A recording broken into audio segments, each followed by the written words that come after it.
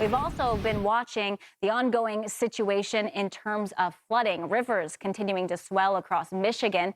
Heavy rain and snowmelt are pushing them toward dangerous major flood stage and putting dams under pressure. All eyes are back on the Cheboygan Dam, now nearly a foot above maximum capacity. Fox Weather Correspondent Katie Byrne joins us live this afternoon from Cheboygan. And Katie, we've been monitoring the situation behind you. That water, you said, has been pretty stagnant. It's not receding. You have cars that are trying to move through it. Roads closed, schools closed as well. Tell us a little bit more about the situation, what you've been seeing.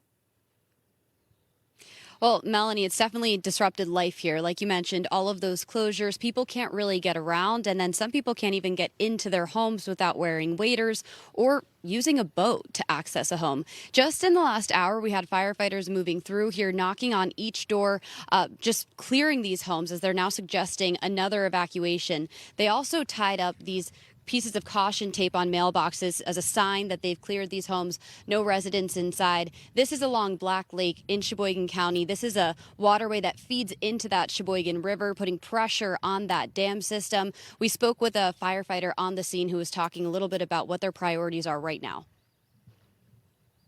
Right now we're assisting the Emergency Operations Center by evacuating this area because of obviously flooding. There's 3 fire departments out here that are working in conjunction to try to evacuate everybody.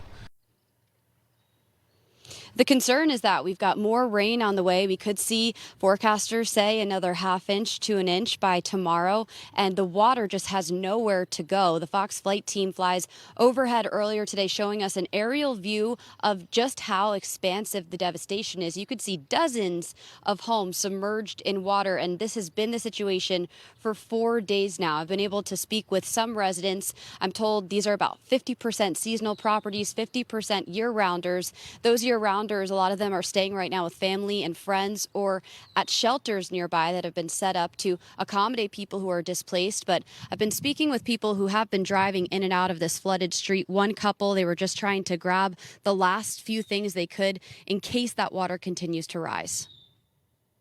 You see water where it doesn't belong.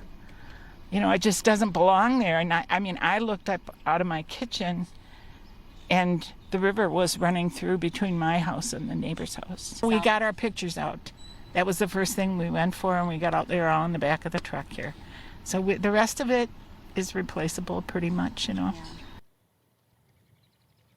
Yeah, that couple tells me they think they have about a foot of water on their first floor. So they're not even sure what this could look like as far as the aftermath, the recovery, because they're still not able to get back into that house because of all of this water that you're seeing. So it's kind of a waiting game for folks who want to get back in, clean out, but we just have to wait for that water to recede, Melanie. Yeah, it's always heartbreaking to hear what people go and try to recover, whether it is pictures like that couple that you just mentioned, or you had the mom earlier that was looking for the box for the tooth fairy for her child. So we look forward to next week when it looks like there might be more of a dry pattern. That's Fox Weather Correspondent Katie Byrne. Thank you so much.